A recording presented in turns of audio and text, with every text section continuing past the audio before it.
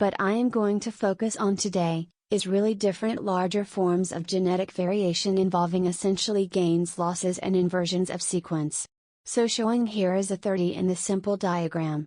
We have an example of some structural variation operationally defined as events greater than a kb in size.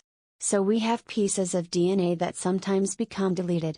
We have pieces of DNA that sometimes become duplicated on chromosomes and regions which can be in fact inverted or turned around with respect to another orientation.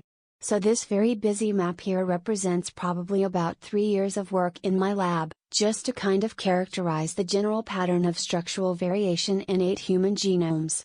So shown here are different human chromosomes for from African, and for from non-African. The distinctions really aren't that important, but what I'm showing you here, is the presence of insertions, deletions and inversions as red as blue, red and green, and so each line here represents a different human genome that has been analyzed looking for structural variation of events greater than 5,000 base pairs in size. So a couple things you can maybe get from this is you can see that there's a lot of genetic variation out there, that is above the level of single base pair change, and most of the events that you're seeing here are essentially inherited, but we now know based on studying roughly about 2,000 human genomes, but there's a significant fraction of very large events, often hundreds of kb in size, that are either individually specific or specific to specific families, so this is kind of changing our view of the dynamic nature of the human genome.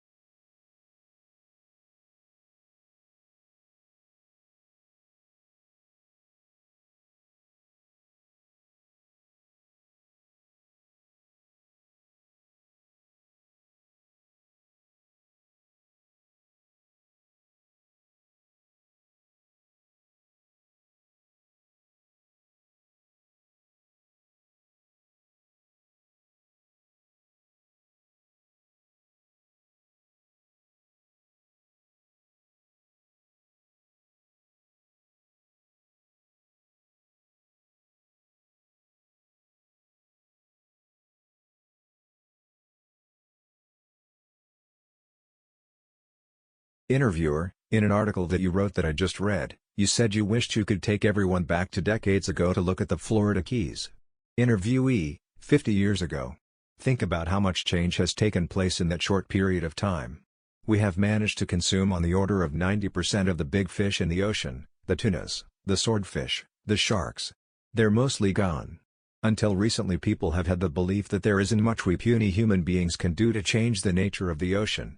But in fact, we have, not just because of what we've been taking out, and the destructive means often applied to take fish and other creatures from the sea, but also what we're putting into the sea, either directly or what we put into the atmosphere that falls back into the sea. Interviewer, so if you were going to give a grade on the health of the oceans today, what would it be? Interviewee, well, it depends on which aspect. Across the board. The oceans are in trouble. It's hard for me to assign a specific grade. Maybe C.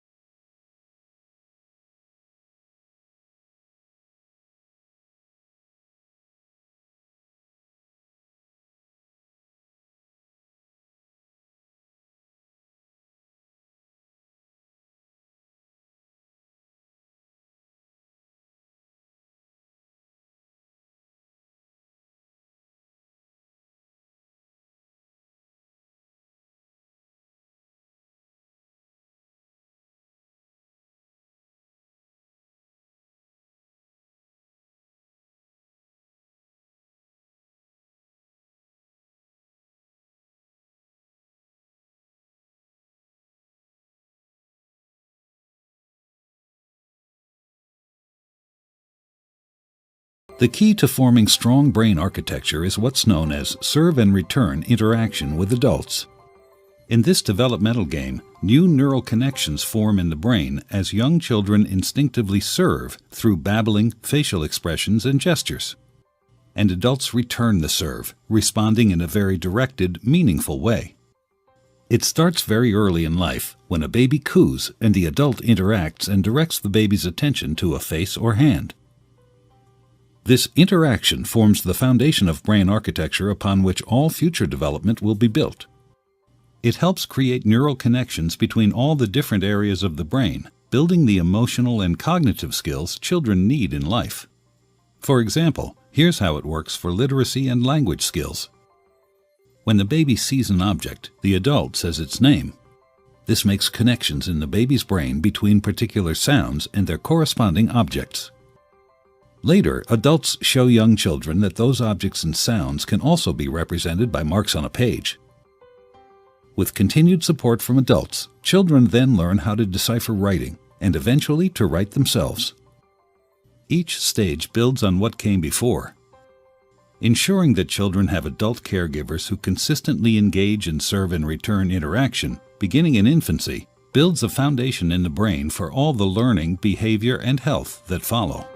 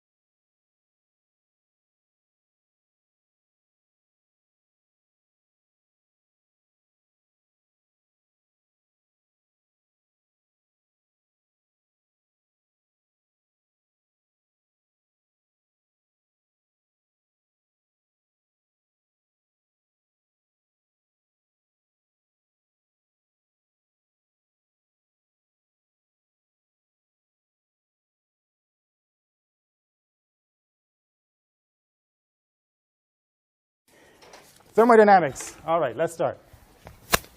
Thermodynamics is the science of the flow of heat. So thermo is heat, and dynamics is the motion of heat. Thermodynamics was developed largely beginning in the 1800s, at the time of the Industrial Revolution. It's the taming of steel, the beginning of generating power by burning fossil fuels. So anyway, thermodynamics dates from the same period as getting fossil fuels out of the ground. It's universal. Turns out everything around us moves energy around in one way or the other. If you're a biological system, you're burning calories, burning ATP, you're creating heat. If you're a warm-blooded animal, you need energy to move your arms around and move around. Mechanical systems, obviously cars, boats, etc. And even in astrophysics, when you talk about stars, black holes, etc., you're moving energy around, you're moving heat around, and you're changing matter through thermodynamics. And the concepts of thermodynamics have even been applied to economics, systems out of equilibrium, like big companies like Enron, completely out of equilibrium.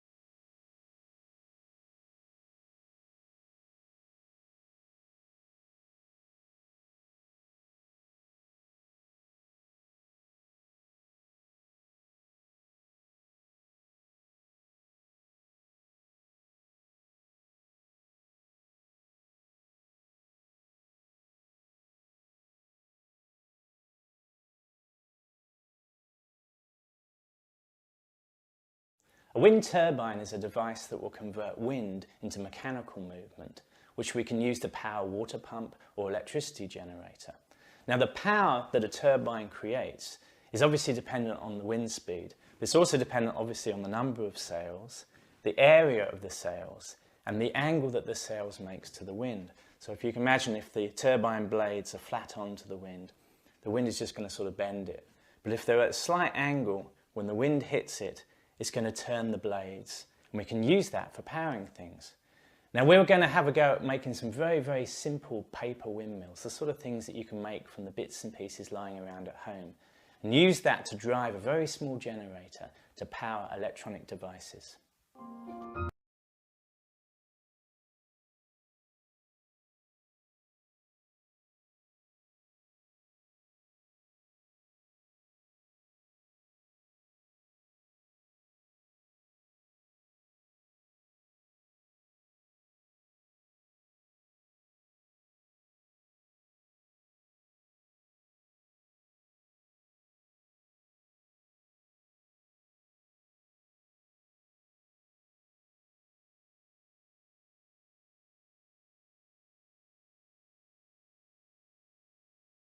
The U.S. birth rate has fallen to a record low, says a new Pew study, with the biggest decline felt among immigrant women hit hard by the recession. According to the report, the overall rate of births per 1,000 women ages 15 to 44 fell by 8% between 2007 and 2010. Currently, the numbers are some of the lowest since records began in 1920. Many cite the recession of 2008 as a main factor to why births for the U.S.-born Latinas, in particular, have dropped so rapidly, as Hispanics have had larger percentage declines in household wealth than white, black, or Asian households in recent years. Meanwhile, another change in the American household: more singles. Data now shows that fewer adults in the country are married, 51% compared to 72% in 1960. And that Americans on average are getting married at a later age than ever. And in related matters, the phenomenon of adult professionals living with roommates well into their 30s and 40s is becoming more and more common, and not just in New York City. What's behind these social changes, and what could they mean for the nation's future?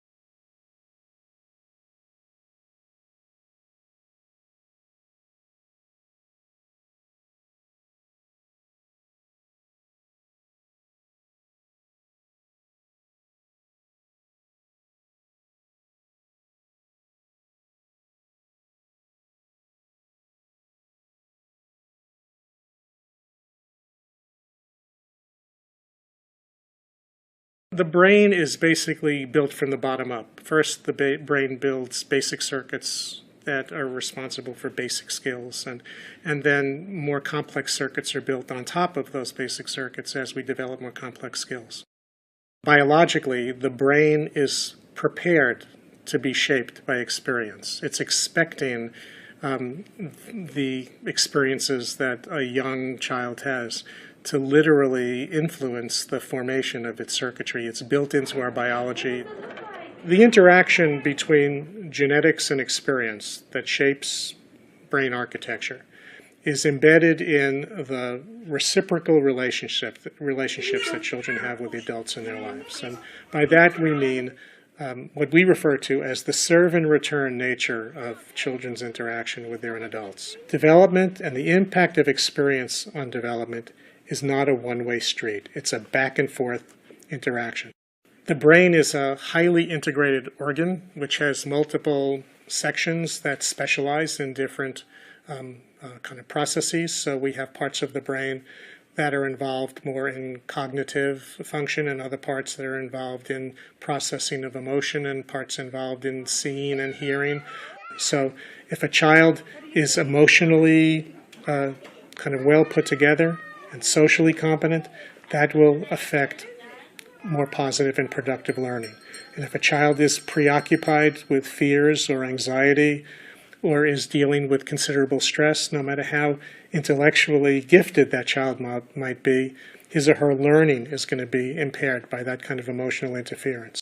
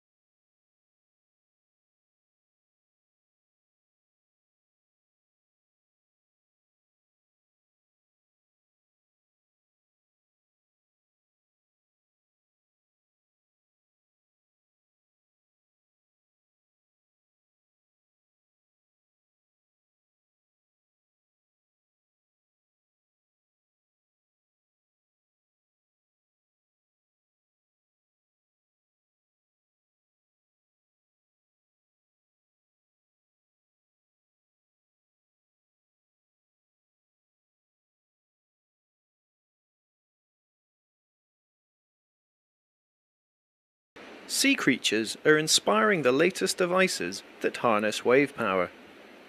This one, called the oyster, sits on the ocean floor and opens and closes as waves pass over it.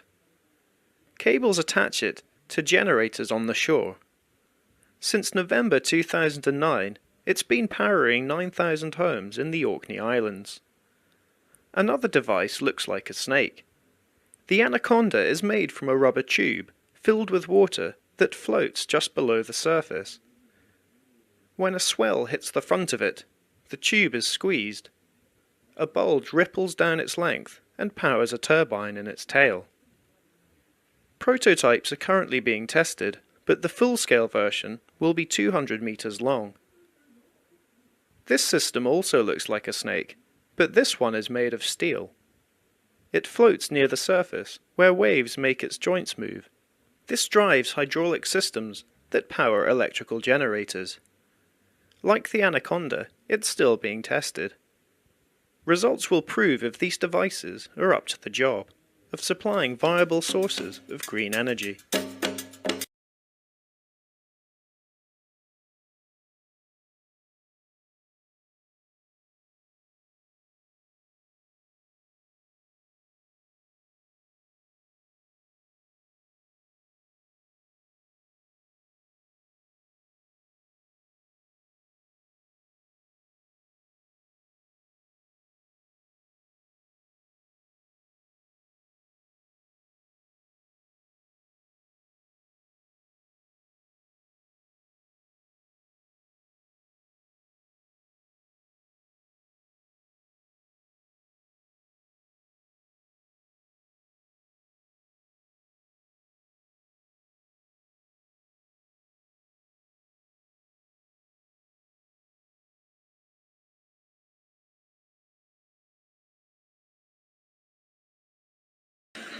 I had been writing nonfiction for years, actually, but secretly wanting to be a novelist. When I first started writing at the age of 30, it was with the intention of writing fiction. But I took a little detour for 10 or 12 years and wrote nonfiction, which I have absolutely no regret about at all. I think it was exactly the right thing for me to do. But there was that dream tucked away inside of me to do this. And I remember reading something that Eudora Welty wrote, who is, the great novelist from Mississippi who had a big influence on me, actually. She said, "No art ever came out of not risking your neck." And I think she's absolutely right about that. It felt that way to me at the time, and actually it feels that way to me every time I sit down to write something. Finally, in the early 90s, I took my deep breath and started writing fiction. It felt risky to me at the time to do that. And one of the very first things that I wrote was what I thought was going to be the first chapter of a novel called The Secret Life of Bees. I wrote it in 1992, and it is actually essentially the first chapter of the novel as it is now.